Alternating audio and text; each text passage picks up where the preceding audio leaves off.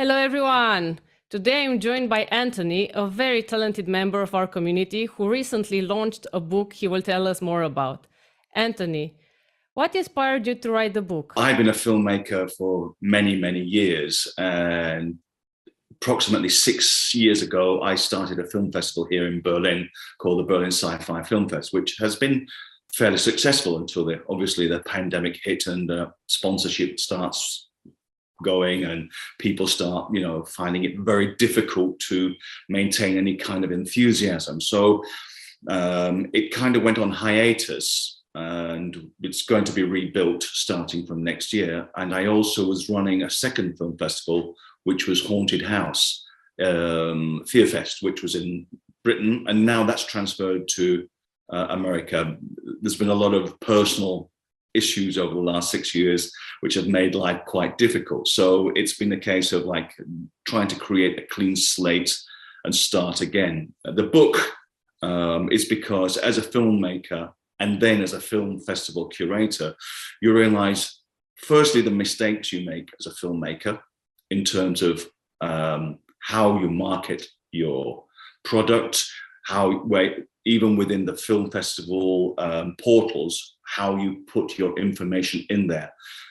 Very good examples of that is the number of times you want to accept a film and the email's changed, the phone number doesn't work, the contact links on, say, Film Freeway don't work, and you're just chasing around.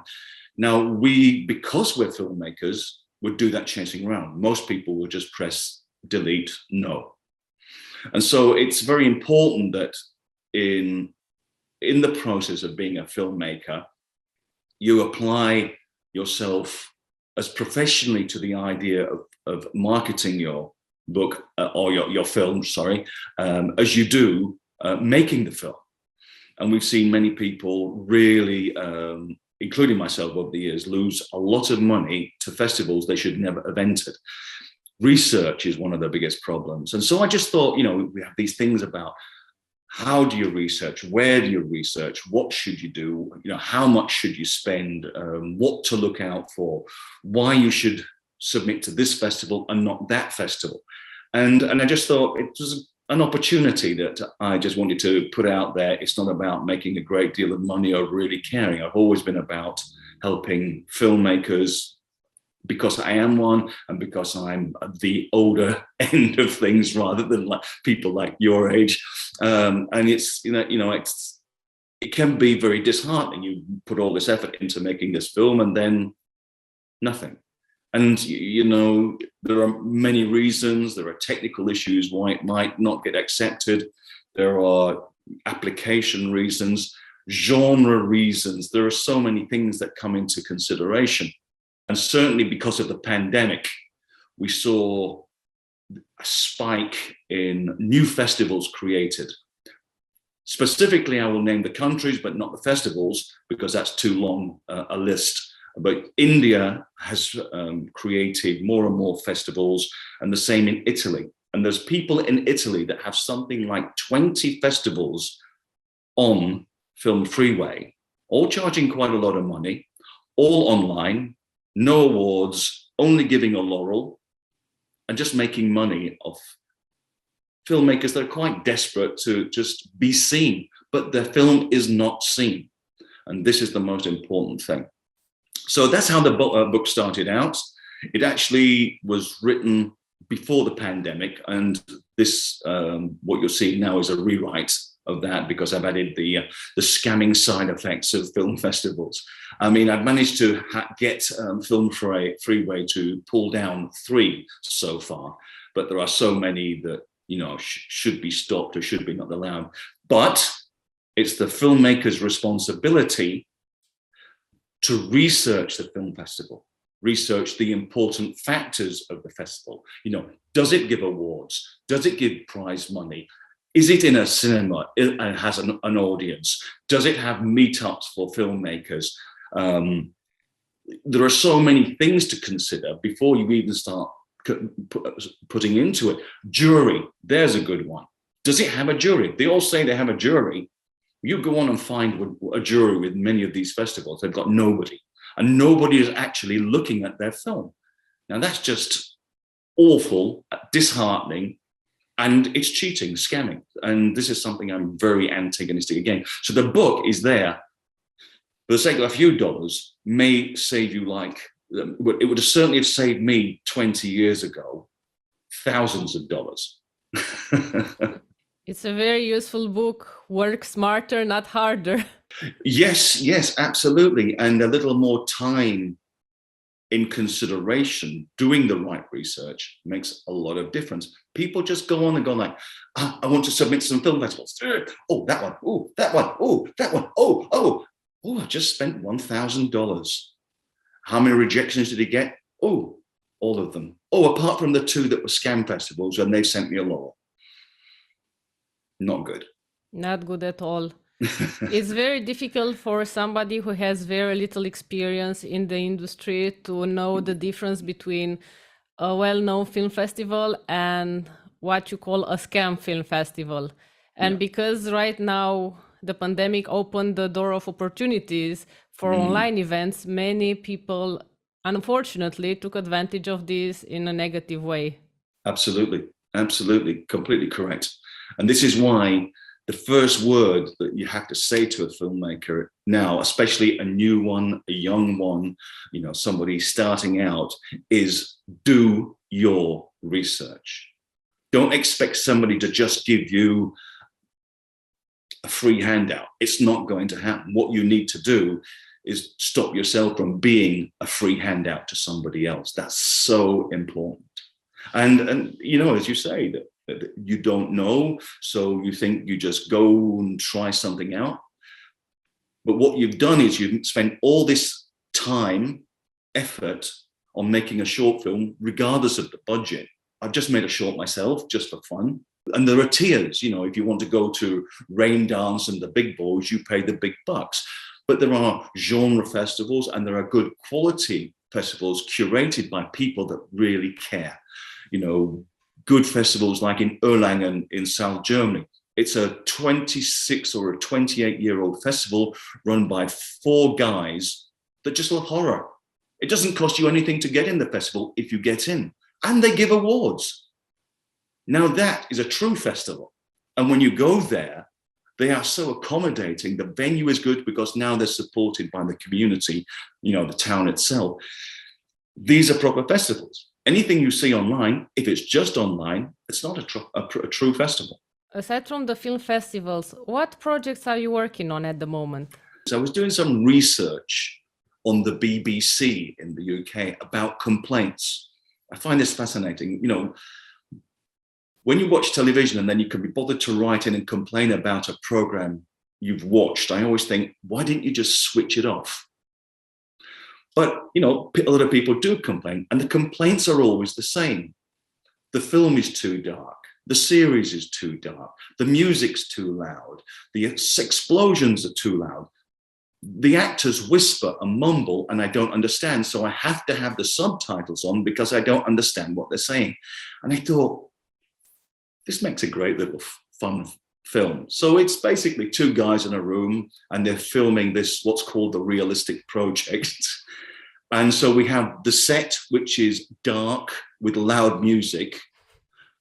And then all of a sudden the other actor goes, no, stop. And then he just says, what are we doing here? I can't understand a word he's saying. And so we have the real series, and then we have the kind of mock life series. And then it started getting a bit longer because all these films now start with the same bumper card that says, we do not accept responsibility for the content or anything said in our film, except that we paid $100 million to have it made. Going like, this is insane. So I've got a few jokes in about that. And then I decided, I was watching, I can't remember which film, but the actors, it was almost like they've been given, the cue cards of what they had to say about their characters and, what they had to do to promote the film. And I thought that would also be a good tag on. So we've got the 2 actors with the only lost found footage of the making of the interviews. And so that's tagged on. It's about 11 and a half minutes. So we'll see what goes, see who likes it, who doesn't.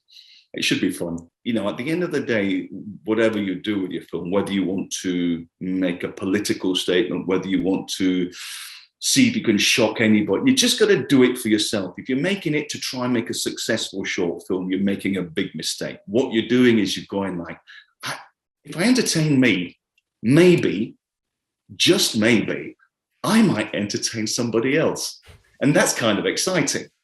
And so with this, I don't expect, it's not awesome, you know, cinematography, and it just tells a few jokes about a few real things that happen in life. And that for me is fun. The next one is on the way, which is called The Shaky Cam Zone, which is all about, you know, films where the camera shakes all the time for no apparent reason.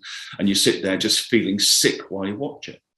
And I noticed that the other night, what was the film I was watching with my wife? It was Escape Plan 2, which is a fantastic film. But the beginning, the camera's just doing this. It's all over. It's kind of like, and my wife kept doing this all the time. And she'd look at a couple more. And of course, she just said, I was feeling sick. And I think, yeah, this is another one. So I'm doing exactly the same thing with Shaky Cam. And then again, it's just more for entertainment than really for, you know, a big, you know, I need to make a short film. I mean, I've made so many short films, and I said in 2012, I will never make another short film. So here I am. And part of it came out of the pandemic as well. I was just post-pandemic thinking, I just got to have some entertainment. And that's it. As you were talking about these problems, I remembered myself asking the same questions and having the same reactions. But of course, they have all the filmmakers themselves, the Netflix and the big directors and the big producers, you know, they stand by. Darkness is, you know, is a sign of intensity. You know, the shaking camera is a sense of urgency. The whispering gives it a heightened reality. Yes, No. but you are right. You cannot see the scene. You cannot understand what they're talking, so it's pretty useless. No. Yeah, and they wonder why there's been such a high increase in the number of people watching with subtitles. Not just because of a different language, but, you know, your English is really impeccable. But at the end of the day, if the guy on the TV is going like, what you gonna do? Even I don't understand that. So you're gonna put the subtitles on. So subtitles have gone up to something like 70% or a bit less than that, with people watching all the time. Honestly, I am always watching Netflix TV shows in English language with English subtitles for the same reason. Yeah. Plus, there is another issue. For example, maybe they have like a line in another language, for example, in Chinese or in Japanese, and I do not speak these languages. And there is no subtitle provided by the content creators and the filmmakers. So I need the English subtitles to understand what they are talking about. I mean, the problem with mine is that we do feature subtitles in the game of the short film.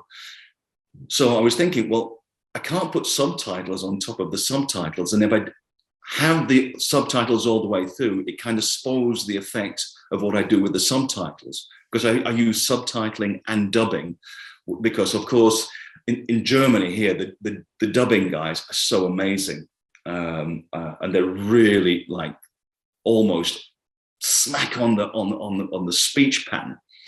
In the UK, not so good, and so I was wanting to do something and include dubbing, so I have it dubbed, one line dubbed in 3 different languages from 3 different actors. And then we have the subtitles coming in and coming out in different languages. And so it's all kind of a bit, it's daft.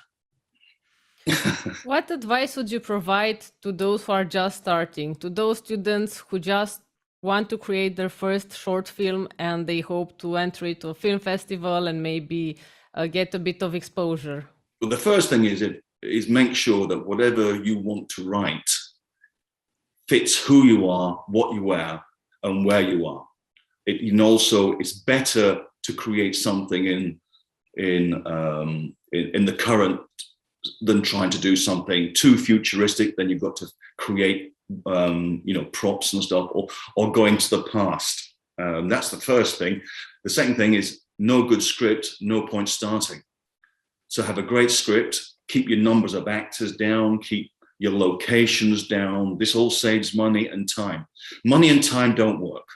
If you have a lot of money, you can have the time. But if you have no money, you don't have the time. So you're caught with this thing. I maybe only have $1,000 to my name to make this film, and I need 20 days. It's not going to happen, because that's just food. If you feed everybody, and one assumes that even if you're not paying, you're going to feed everybody and let them get them there and get them home, and then you've got your props, and then you've got your locations. So the first thing is to be very concise about what you're trying to achieve. Then you should make sure you research. I mean, like I have a lot of resource tools on my website, from call sheets to agreements. And the one thing you must do is keep control of your production by making sure that you have a